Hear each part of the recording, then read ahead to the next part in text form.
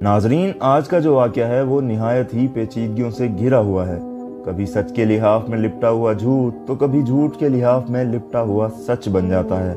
इस वाक़ये को सुनने के बाद आपके जहन में भी कई सवालात जन्म ले सकते हैं, लेकिन हम आपको इन तमाम सवालों के जवाब इस वीडियो के एंड में ज़रूर देंगे।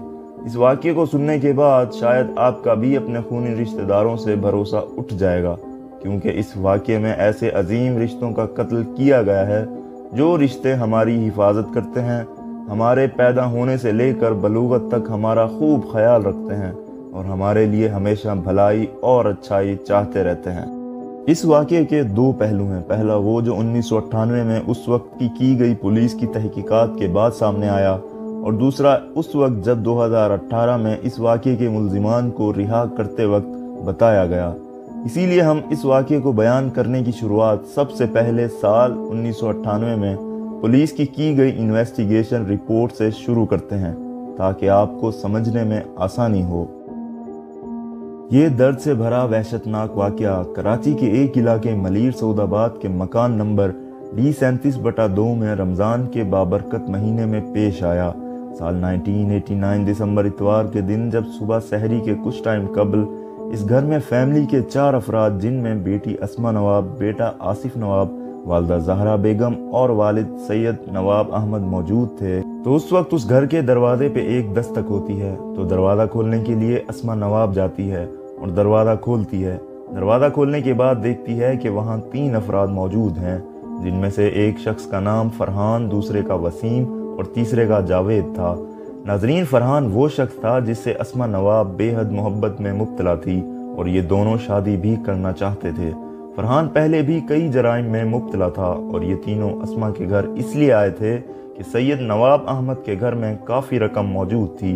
फरहान का ये इरादा था कि वो ये सारी रकम चोरी करने के बाद अस्मा नवाब को अपने साथ भगा कर ले जाएगा और कहीं दूर जाकर ये अपनी नई ज़िंदगी की शुरुआत करेगा, क्योंकि फरहान पहले भी अस्मा नवाब के घर अपना रिश्ता भेज चुका था और नवाब साहब ने इस रिश्ते से साफ इनकार कर दिया था।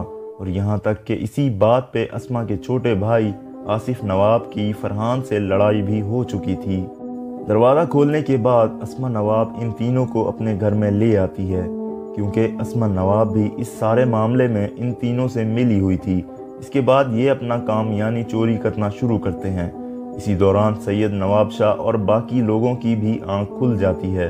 तब इन सब को अपने घर में मौजूद देखकर वो हैरान रह जाते हैं और वो सब इनसे लड़ना झगड़ना शुरू कर देते हैं। लेकिन किसी तरह फरहान और इसके बाकी 2 दोस्त अस्मा के बाप और भाई को काबू करने में कामयाब हो जाते हैं और इन्हें घर में मौजूद रस्सियों से जो अस्मा लेकर आती है इससे बांध देते हैं और घर में मौजूद रकम चोरी करते हैं। इसके बाद जब इनको इस बात का खतरा लगता है कि सैयद नवाब और उनकी बीवी और बेटे ने इनके चेहरे देख लिए हैं और अब इनकी शनाख्त पुलिस में आराम से हो जाएगी और इनका जुर्म पकड़ा जाएगा, तो इस जुर्म को छुपाने के लिए वो फिर ऐसा कदम उठाते हैं जो इस वक्त के लोगों के दिल दहला देने के लिए काफ़ी था। वो इन तीनों बाप, बेटा और माँ के मुंह पे टेप मार देते हैं ताकि इनकी चीखें बाहर ना जा सकें, और इसके बाद वो एक एक करके इन तीनों माँ, बाप और बेटे के तेज धार आले से गले काट देते हैं और वहाँ से फरहान और इसके दोस्त अस्मा नवाब को लिए बगैर फरार हो जाते हैं। और इसके बाद सुबह को अस्मा नवाब अपने कॉलेज चली जाती है और वहाँ से कुछ देर बाद वापस आती है। घर आने के बाद शोर मचा देती है कि यहाँ किसी ने इसकी पूरी फैमिली को मार डाला है। इसके बाद वहाँ पुलिस बुलाई जाती है। पुलिस आने के बाद सारा जायजा लेती है और अपनी इन्वेस्टिगेशन शुरू कर देती है। इसके दूसरे दिन शक की बुनियाद पे पुलिस अस्मा नवाब से पूछताछ शुरू करती है, जहाँ पे इनको अस्मा नवाब पे शक होता है, क्योंकि इतवार के दिन कॉलेज तो बंद होते हैं, तो अस्मा नवाब इतवार के दिन कॉलेज कैसे गई। इसी बात की तसल्ली के लिए पुलिस अस्मा नवाब को उसके कॉलेज लेकर जाती है, जहां इन्हें ये पता चलता है कि अस्मा तो कॉलेज आई ही नहीं थी। बाद में अस्मा कहती है कि वो अपनी किसी दोस्त के घर गई थी। जब पुलिस उसे उसकी दोस्त के घर लेकर जाती है तो उनको वहां भी यही पता चलता है कि अस्मा नवाब यहाँ पे भी नहीं आई थी और अस्मा नवाब झूठ पे झूठ बोले जा रही थी। इससे ये साफ जाहिर होता था कि अस्मा नवाब भी खुद इस जुर्म में शरीकदार थी। तो तो पुलिस इस बात पे अस्मा नवाब को भी गिरफ्तार कर लेती है। इसके चंद दिन बाद पुलिस फरहान और इसके 3 दोस्तों को भी गिरफ्तार करने में कामयाब हो जाती है। इसके बाद ये केस अदालत में जाता है तो इस केस की फौरी सुनवाई होती है और इस केस में सारे सबूत अस्मा नवाब के खिलाफ जा रहे होते हैं, जहां पे अस्मा की सगी खाला भी अस्मा नवाब के खिलाफ गवाही देती है कि वाकई अस्मा के फरहान के साथ नाजायज़ ताल्लुकात थे और अस्मा ने फरहान के साथ मिलकर अपने माँ, बाप और भाई का कत्ल करवाया है। और फिर 12 दिन के ट्रायल के बाद इंसदाद दहशतगर्दी की अदालत ने ये फैसला सुनाया कि अस्मा नवाब, फरहान और जावेद को मौत की सज़ा और वसीम को 10 साल कैद की सज़ा दी जाए, जिसके चंद महीने बाद मुल्जिमों ने साल 1999 में सिंध हाई कोर्ट में अपनी सज़ा के फैसले को चैलेंज कर दिया। लेकिन सिंध हाई कोर्ट के 2 जजों पर मुश्तमिल इंसदाद दहशतगर्दी बेंच ने 28 जनवरी 2009 को अपीलों पर अलग अलग फैसला सुनाया। बेंच के सीनियर रुकन जस्टिस अली साई ने इस्तगासा की जानिब से अदम सबूत की बिना पर अपील कुनंदगान को बरी कर दिया। ताहम justice doctor Rana M Shamim ने ट्रायल कोर्ट की जानिब से सुनाई गई सज़ा को बरकरार रखा।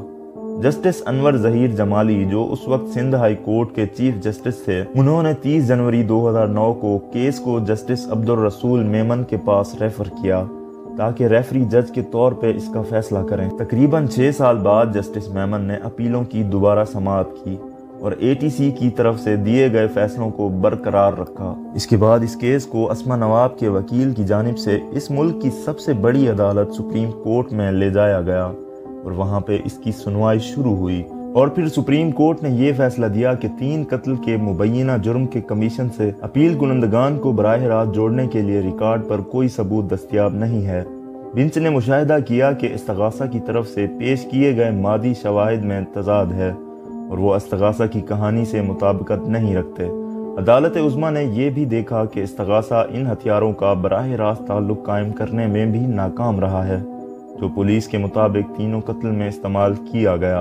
अपने फैसले में जजों ने निशानदही की कि फरहान के फिंगरप्रिंट्स इनकी गिरफ्तारी के 2 दिन बाद हासिल किए गए और वो भी जुडिशल मजिस्ट्रेट की गैर मौजूदगी में। जस्टिस आसिफ सईद खोसा ने रिमार्क्स दिए कि पुलिस ने अपने तरीके से मुल्जिमान से तफ्तीश की और बाद में अदालत में अपना मुकदमा कायम करने में नाकाम रही।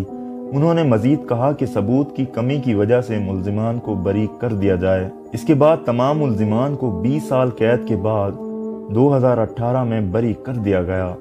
नाजरीन, अब चलते हैं इस वाक़ये के दूसरे पहलू की जानिब, जो अस्मा नवाब खुद बताती हैं कि उस दिन साल 1989 30 दिसंबर को जब सहरी से कुछ वक्त पहले दरवाज़ा नॉक हुआ तो मैंने समझा ये मेरे कज़न होंगे, क्योंकि मेरे कज़न का अक्सर हमारे घर आना जाना लगा रहता था। लेकिन दरवाज़ा खोलने के बाद मुझे इल्म हुआ कि ये तो कोई और हैं, लेकिन उस वक्त तक काफ़ी देर हो चुकी थी, क्योंकि उन्होंने मुझे पीछे धकेला, धमकाया और एक कमरे में बंद कर दिया।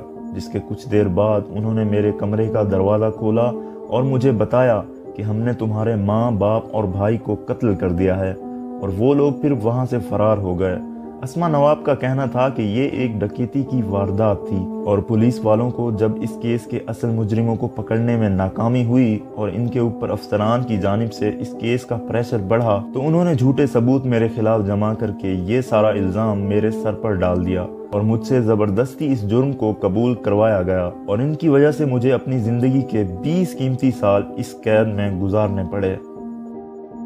ये केस अभी तक एक मुअम्मा बना हुआ है और हमारे जहनों में कई सवालात छोड़ गया है कि अगर अस्मा नवाब और फरहान ने ये कत्ल नहीं किए तो आखिर ये कत्ल किसने किए, और जिसने ये कत्ल किए वो आखिर पकड़ा क्यों नहीं गया, और अगर अस्मा नवाब ने ये कत्ल किए तो वो फिर रिहा कैसे हो गई। इन तीनों कत्ल के असल मुजरिमों को सिर्फ और सिर्फ अस्मा नवाब जानती है, क्योंकि वही इन तीनों कत्ल की चश्मदीद गवाह थी, लेकिन वो खुद ही इस केस में मुल्जिम भी थी। इस वजह से इस केस की सच्चाई आज भी किसी अंधे कुएं में कहीं गुम है, या फिर इस केस की सच्चाई अस्मा नवाब की जानिब से छुपाई जा रही है और इसकी सच्चाई अस्मा नवाब के साथ ही किसी वीरान कब्रिस्तान में दफन होगी। आज की स्टोरी में बस इतना ही। मिलते हैं किसी और भूले हुए केस के साथ। तब तक के लिए मुझे इजाज़त दीजिए। अल्लाह हाफिज़।